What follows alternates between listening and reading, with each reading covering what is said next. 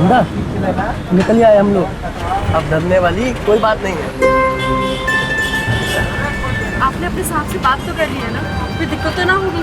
इनसे तो हमने पहले ही बात कर ली थी कि हम अपनी चंदा से भाग के शादी कर रहे हैं। बस अब आपका ही सहारा है। तो वे बोले लल्लन तू मेरा खास आदमी है, कोई टेंशन मत लियो, तू ब्याह कर। पर हाँ जब आएगा ना तो तेरी तनख्वाह भी बढ़ा देंगे। मतलब अब रहने खाने पीने की कोई दिक्कत ना होगी? अरे बिल्कुल भी दिक्कत ना होगी। हमने वहाँ पर गैस चूल्हा पानी सब का इंतजाम कर रखा है, अलमारी भी है। और तेरे लिए ना ये इतना बड़ा बढ़िया सा पलंग भी खरीदा है, समझी? ये जेवर वेवर तो सब ले आएगी ना तू? हाँ। बहुत बढ़िया है, बहुत अच्छा।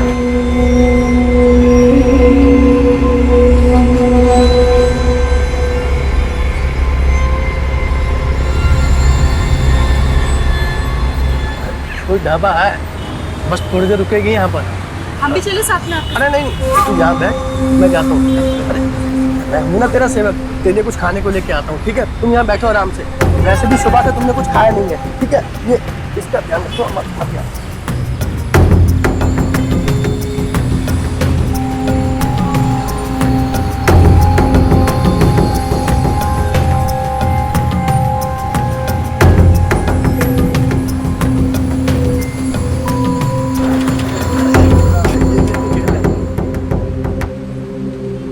ये देखो क्या लाए हम तुम्हारे लिए। कहाँ रह गए थे आप? अरे ये तुम्हारे लिए गर्मा गर्म ब्रेड पकौड़े और ये ठंडी गोली लेने गए थे। लो, खाओ।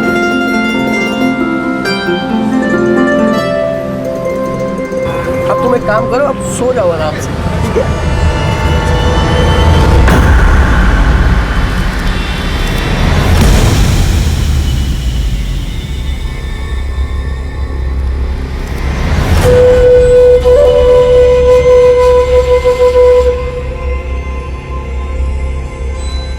अरे बहन जी, बहन जी, बहन जी, बहन जी, उठिए, लास्ट स्टॉप आ गया। उठिए उठिए, उतरिए। मेरे पति जो यहाँ बैठे थे वो कहाँ गए? अरे देखिए पूरी बस खाली हो चुकी है, अब नीचे उतरिए। हो सकता है नीचे के पेशाब वगैरह करने गए होंगे। उतरिए, आइए, अब बस आगे नहीं जाएगी यहाँ से।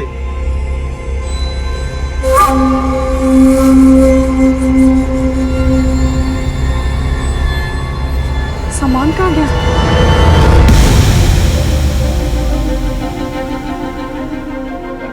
लल्लन, लल्लन, लल्लन।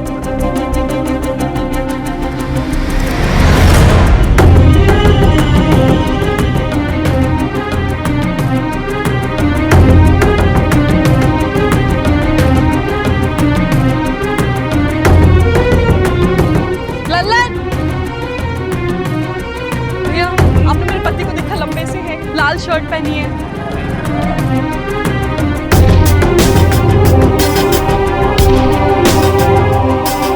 भैया आपने मेरे पति को देखा क्या? लंबे से है।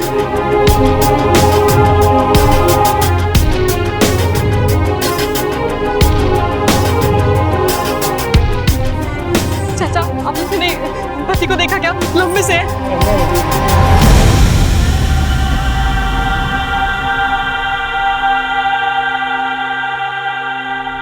लल्लन! लल्लन!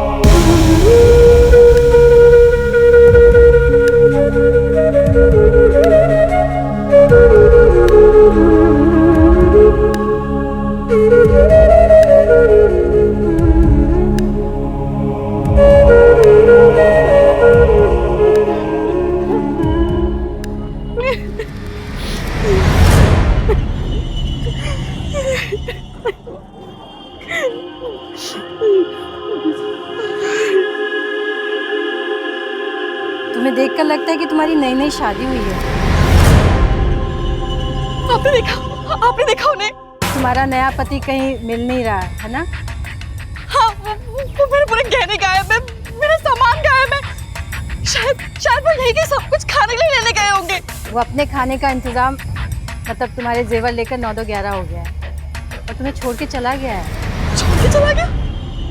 ऐसे कैसे छोड़ के चला गया? और आप कौन है? आप क्यों ऐसे बोल रही हैं? आपका दिमाग तो नहीं खराब हो गया?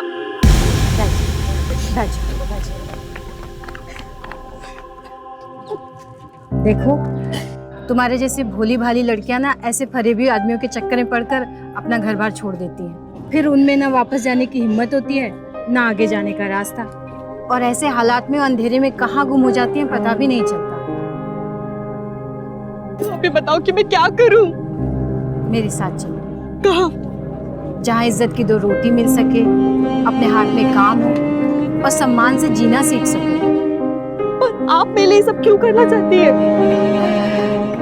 दरअसल मेरा एक सेल्फ हेल्प ग्रुप है जहाँ मैं मदद करती हूँ लड़कियों की। वहाँ तुम्हारी जैसे बहुत सारी लड़कियाँ हैं, तुम्हें अच्छा लगेगा।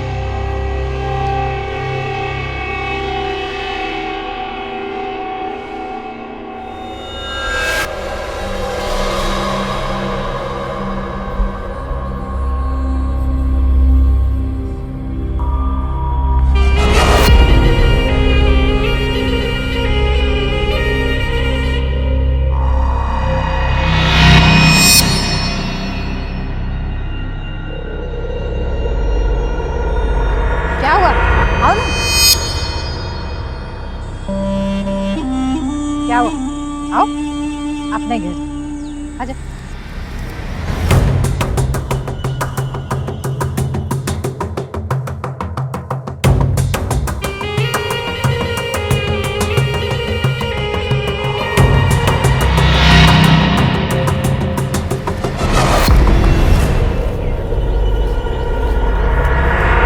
अरे डर क्यों रही हो? आओ ना। हम यहाँ क्या काम करने वाले हैं मैडम जी? खेती। मैं और मेरे पति यहाँ पे खेती करते हैं और तुम्हारी जैसी जरूरतमंद लड़कियाँ ना हमारी मदद करती हैं। महीने में 8,000 रुपए कमा लेती हैं। 8,000? हाँ, और देखो हम खाना पीना तो देते हैं फ्री में, तो वो 8,000 भी उनके बच जाते हैं। मैडम जी, ललन के धोखे के बाद आप जैसे भगवान बन के आई हूँ। ये काम और पैसा मुझे एक नई उम्मीद देगा। मैं तैयार हूँ।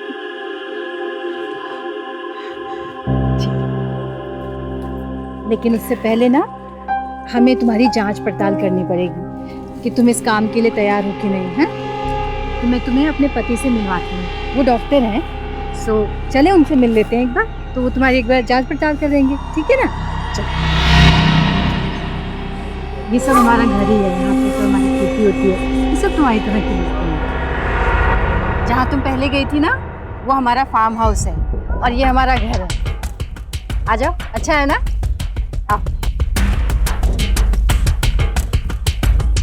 अरे आओ ना, अपना ही घर है, आ जाओ।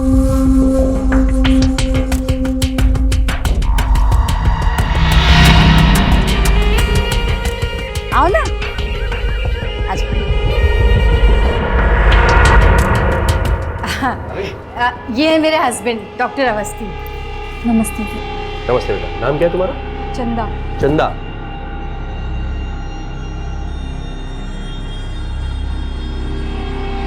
चंदा, आओ इधर, आ जाओ, आ जाओ, आ जाओ, आ जाओ, आ जाओ। यहाँ खड़ी हो जाओ, इधर चप्पल उतारे खड़े हो जाओ यहाँ पे। हाँ, चल ना, वजन देखना जरा। 48। 48। जरा हाइट में।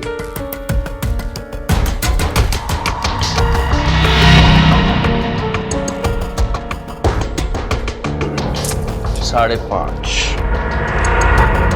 5.5। उम्र कितनी है बेटा तुम्हारी? 21। 21 साल। आओ बेटा।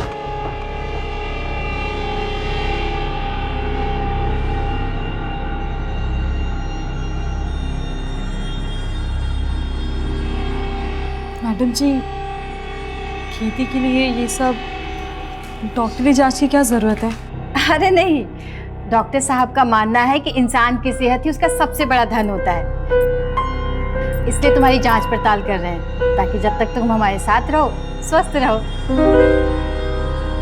देखो बेटा चंदा, अब तुम हमारे परिवार का एक हिस्सा हो, तो थोड़ी मदद हम तुम्हारी करेंगे, थोड़ी तुम हमारी करेंगे, है ना? अच्छे से रहो। तो डॉक्टर साहब, मुझे खेती का तो कुछ काम नहीं आता। उसकी चिंता मत करो तुम, 2-4 दिन में हम तुम्हें सब कुछ सिखा देंगे। और फिर हम तो हैं ही तुम्हारे साथ, है कि नहीं?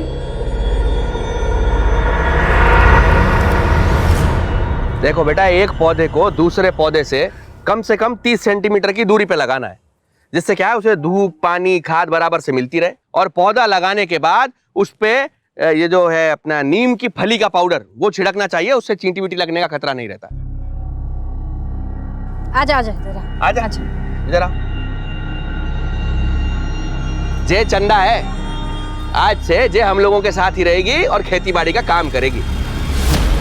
चंदा देखो बेटा, ये पायल है, जे मीना है, वो राम प्यारी, वो राजेश है, जे गोपू है, ये संधान है।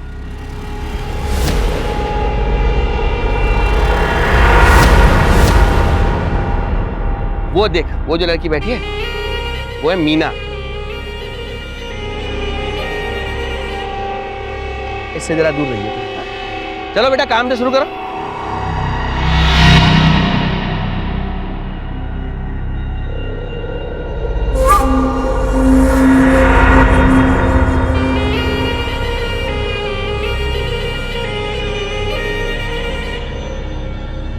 आ जाओ।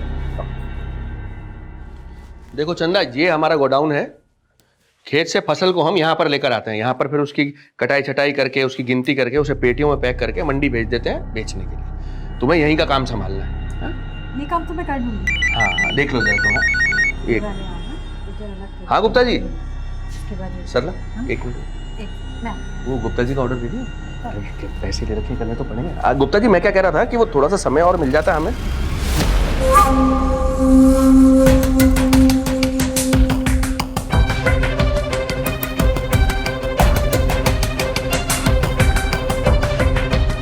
देखो, तुम जो कोई भी हो यहाँ से चली जाओ, वरना तुम बहुत बड़ी मुसीबत में पड़ जाओगी। ये क्या बोल रहे हो आप? अरे पायल, तू यहाँ क्या कर रही है? जा अपने कमरे में जाके आराम कर। ऐसी हालत में ज्यादा काम करने की जरूरत नहीं है, समझी? ठीक। देखो, ये जो हरे वाले आम है ना, इसको उधर वाली पेटी में डालना। ये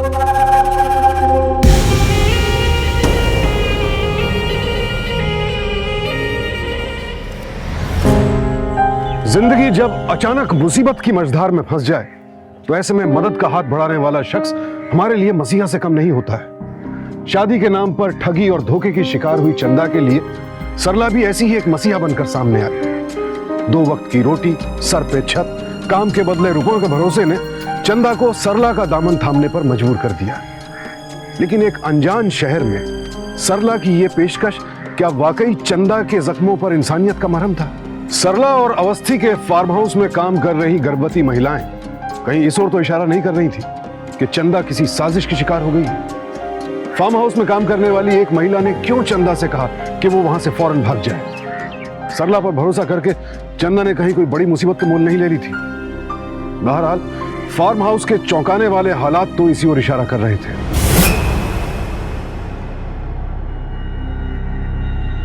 कैसा लगा कमरा? ठीक है ना?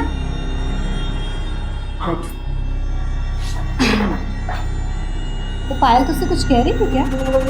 हाँ, वो कि मैं यहाँ से चली जाऊँ। सही है। टूटा हुआ दिल और मुसीबतों का मारा इंसान ना अजीब सा हो जाता है। जब वो मुझे मिली थी ना, तो प्रेग्नेंट थी। 3 दिन से इस अनजान शहर में अपने पति को ढूंढ रही थी, जिसके गहने और जेवर लेकर भाग गया था। तूने उसकी बातों पे ध्यान मत देना, कभी कभी ना अजीब सा बोलने लगती है। लेकिन मैडम जी, यहाँ पे तो सभी औरतें पेट से हैं। आप सबका ख्याल कैसे रखती होंगी? भगवान जब जिम्मेदारी देता है ना, तो उसको उठाने की ताकत भी देता है। एक काम करना, तू भी अपनी मेडिकल जांच करवा। क्या पता तेरे साथ भी ऐसे हुआ हो।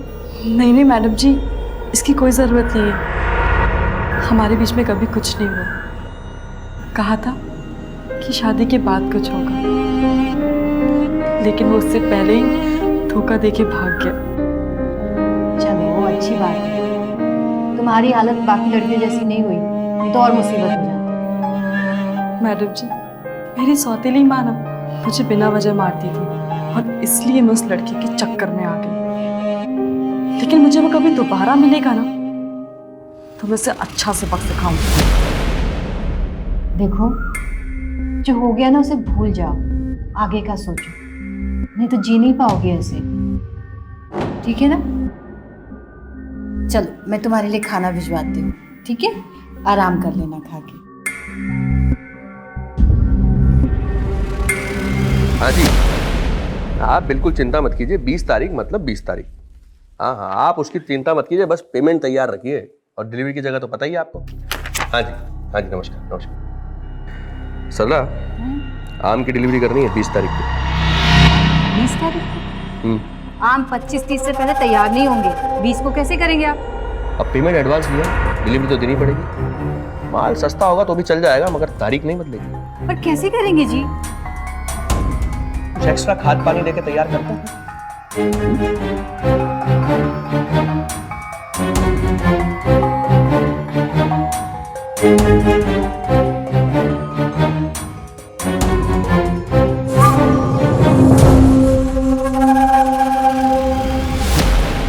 ठीक से कर, ठीक से, वो पौधा खराब हो जाएगा।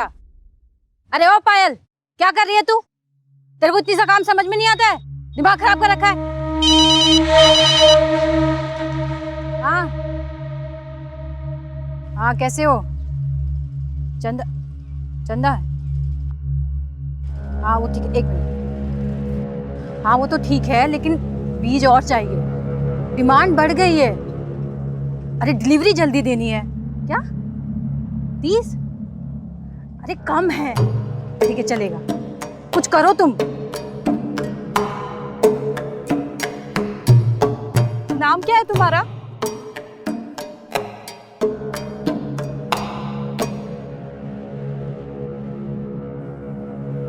क्या नाम है तुम्हारा? क्या हुआ, तुम मुझसे बात क्यों नहीं कर रही?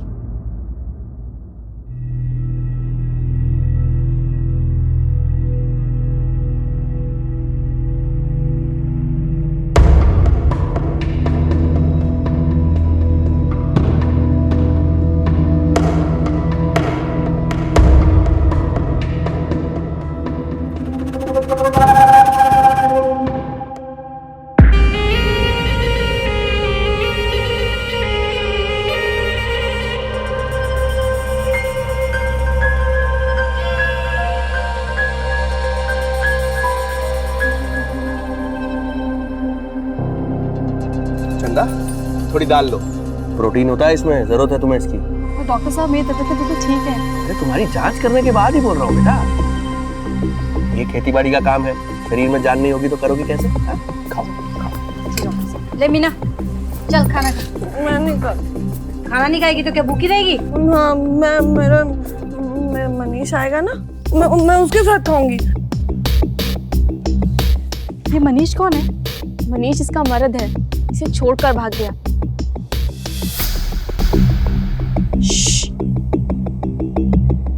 खाते हुए बात नहीं करते, चुपचाप खाना खाओ।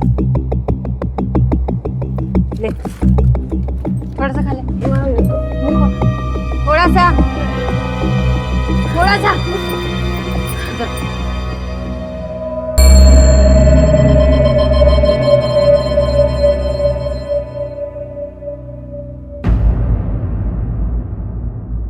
माँ, आपने मेरे साथ जो कुछ भी किया उसमें आपकी कोई ना कोई इच्छा जरूर रही होगी, कोई ना कोई कारण जरूर होगा। पर माँ, आपने मेरी बस एक इच्छा पूरी कर दी, मुझे उस कमीने मक्कार लल्लन से दोबारा मिला जिसने मेरे साथ ब्याह करके मुझे धोखा दिया। एक बार माँ, बस एक बार।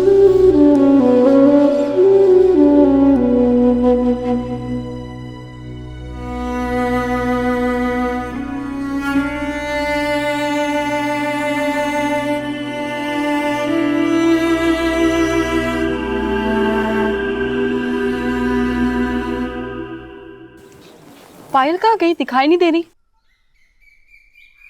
तो अपने खाने पे ध्यान दे, दूसरों की चिंता करना बंद कर दे, समझी?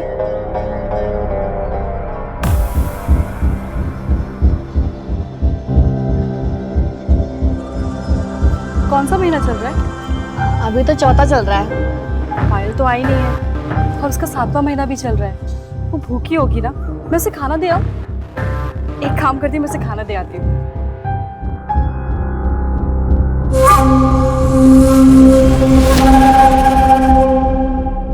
दूसरों की मौसी बनना बंद कर, समझी? चल जा, जा खाना खा। ए मीना, कब तक तू खाना नहीं खाएगी? चल खाना खा ले। सरला, सरला, क्या हुआ? सरला क्या कर रही हो तुम? चलो मेरे साथ जल्दी। क्या हुआ? अरे चलो बताता हूँ, जल्दी आओ।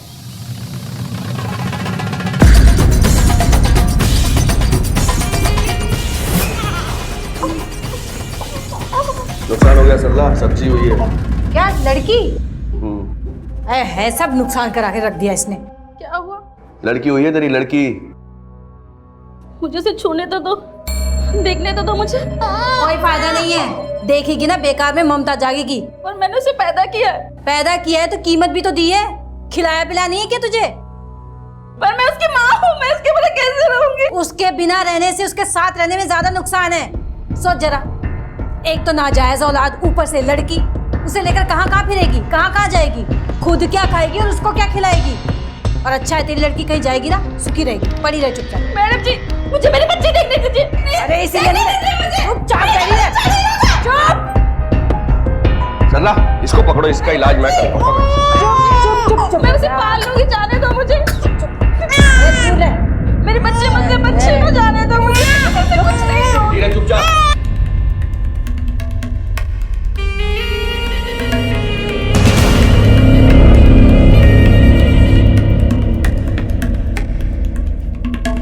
चिल्ला ले जितना चिल्लाना था तूने।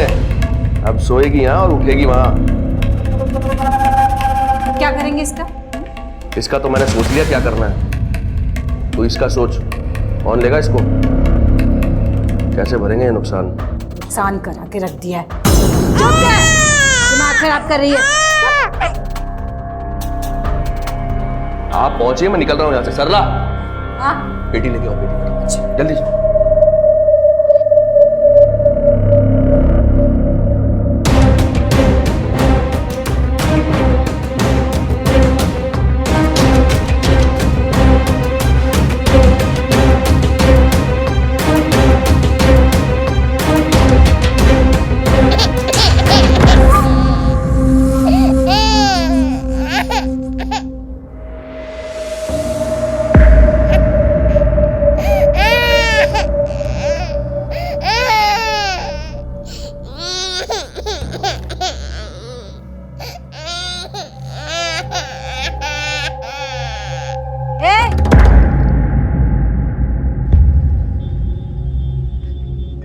तुम जाओ, जाओ, हो गया तुम्हारा काम। पर मैडम जी, मुझे इसमें से बच्चे की आवाज सुनाई दे रही थी। ओफो, इसका मतलब तुम बहुत थक गई हो। जाओ तुम आराम कर लो, जाओ।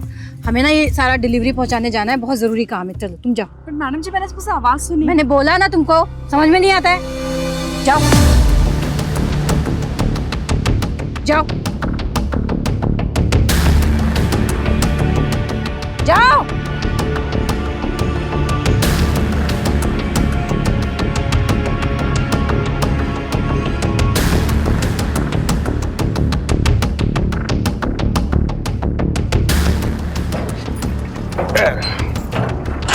सब पेटियां रखवा दी अच्छे से? हाँ रखवा दो। तुम अंदर संभालो, मैं पहुंचा के आता हूँ।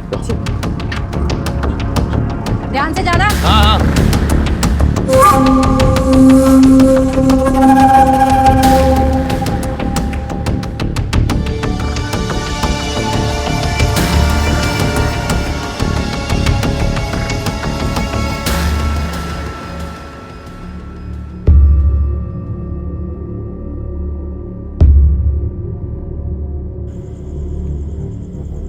रखो उसको नीचे।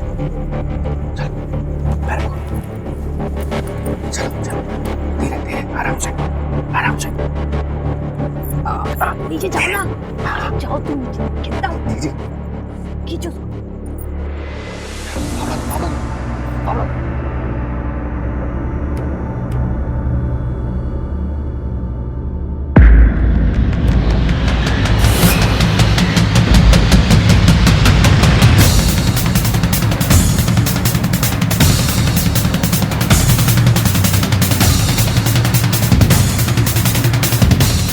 अरे जल्दी करो। कर तो रहा हूं।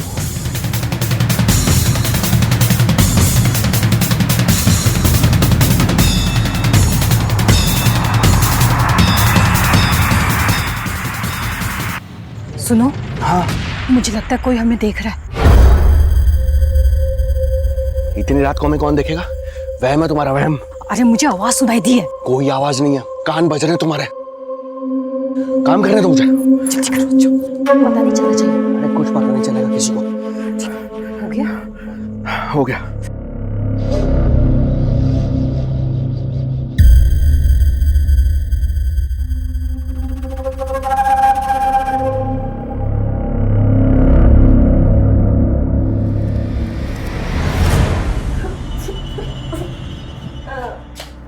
क्या हुआ तुम्हें? पानी लेके आओ। रुको, मैं पानी लेके आती हूँ।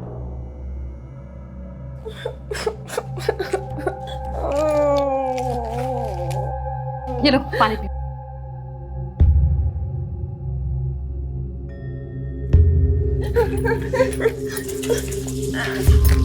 अरे दिखाओ, दिखाओ क्या है वो, दिखाओ।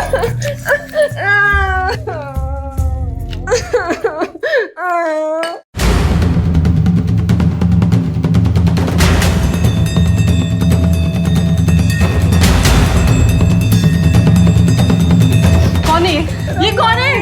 मेरा मनीष आएगा, काम के लिए गया वो आएगा।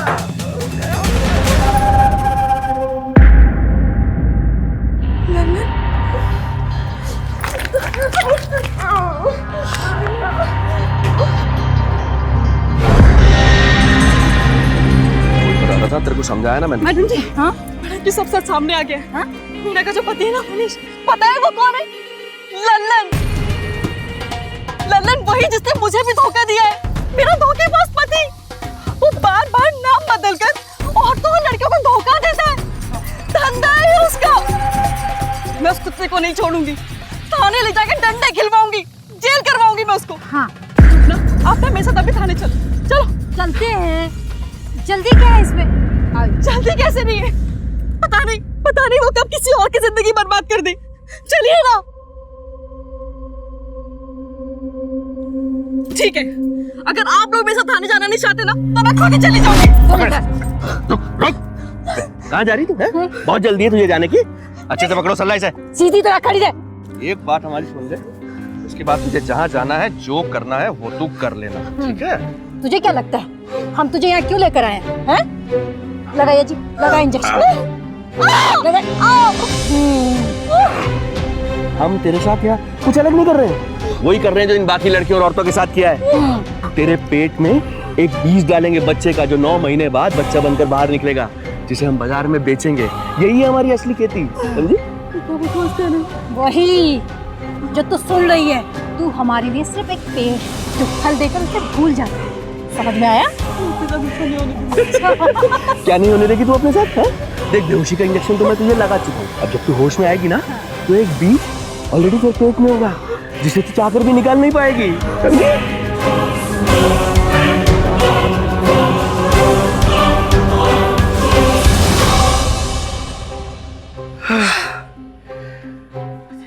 लेके चलो इसे।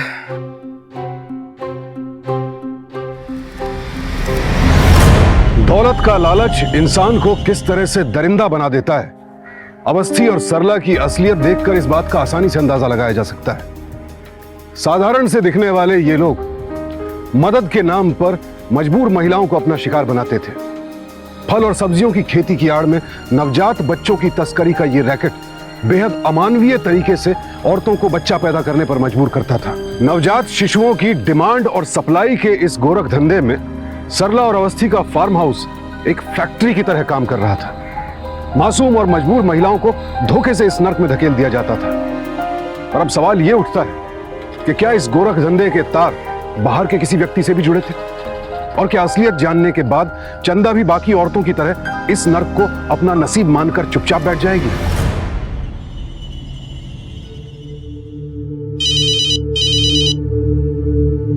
हाँ हेलो, क्या हुआ? अरे तू पहली बार नहीं 20वीं बार डील कर रहा है मेरे साथ। तुझे भी बताना पड़ेगा क्या करना है। उसे सज्जनपुर के बस स्टॉप पे छोड़ देना। बाकी मैं संभाल लूंगी। अच्छा सुन, तेरी ये चंदा तो बड़ी तेज निकली, लेकिन हम भी कम नहीं है। कल जब इसे होश आएगा ना, मेडिकली ये भी प्रेग्नेंट हो चुकी हो। हाँ हाँ, मिल जाएंगे तेरे पैसे। बहुत दिमाग मत खराब किया कर, काम कर। हाँ ठीक है मैं कर लूँ। सरला एक और ऑर्डर है, हाँ लेकिन उनको भी डिलीवरी बहुत जल्दी चाहिए। जल्दी चाहिए, लेकिन अभी तो कोई भी कतार में नहीं है, और जो है वो उसका 7वां महीना चल रहा है। 7वां महीना? फिर तो इमरजेंसी में डिलीवरी करनी पड़ेगी। इमरजेंसी? वो दूसरी लड़की लेकर आ रहा है। दूसरी छोड़, पहली को संभाल। इसको काबू में नहीं रखा ना, ये जरूर गड़बड़ करेगी। नजर रखना इस पे।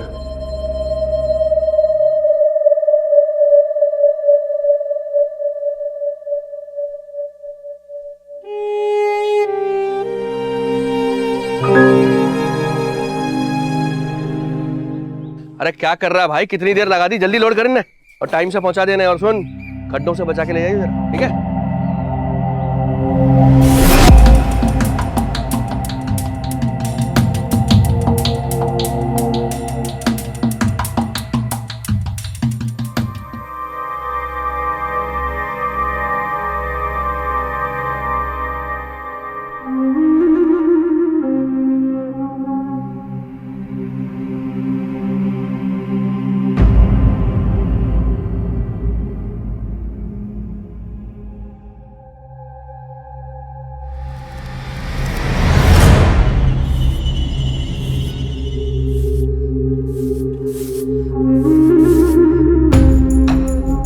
अरे बिंदिया, बिंदिया जरा अंदर आओ, कुछ काम है तुमसे।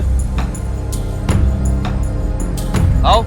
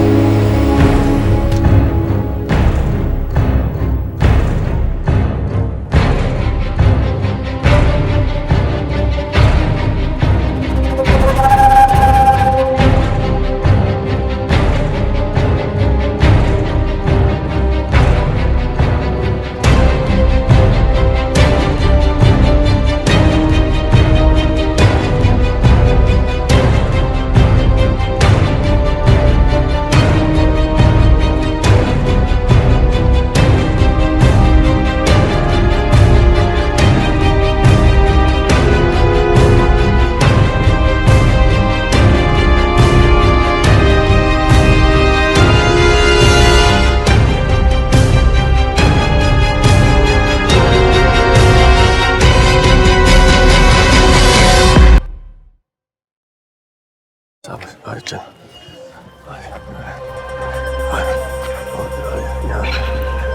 देख, तुम यहाँ रुक, कुछ सामान लेके आता हूँ, ठीक है? देख ये मेरे को दे दे अभी यार।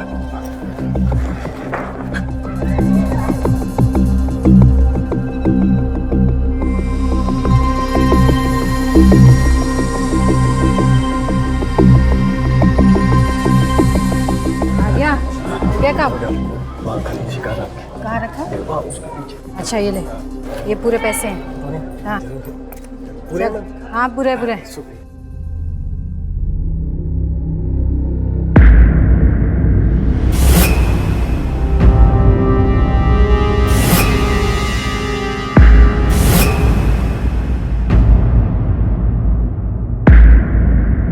इतनी भी जल्दी क्या है भागने की? पकड़ लो इसे।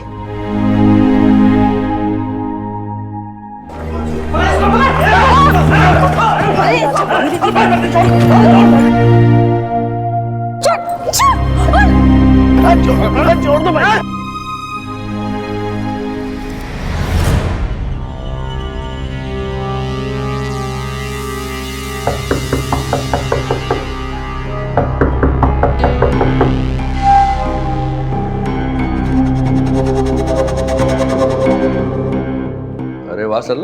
जल्दी आ गई। और वो नया पौधा कहाँ है?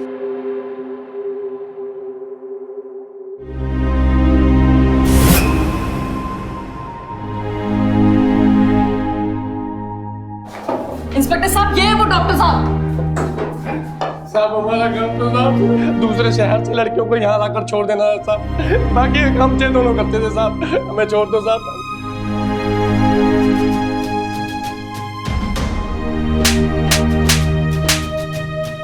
अपनी दुनिया एक ही नहीं बल्कि कई लड़कियों की जिंदगी बर्बाद की है। तेरे कारण मीना मानसिक रूप से ठीक नहीं रही।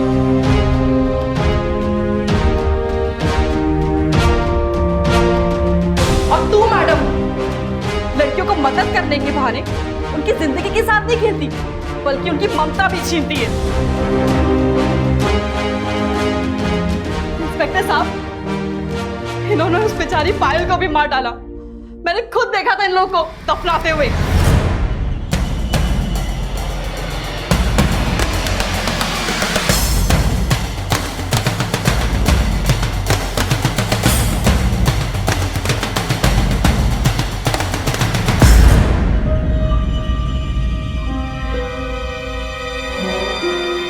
पकड़ लो इन सबको।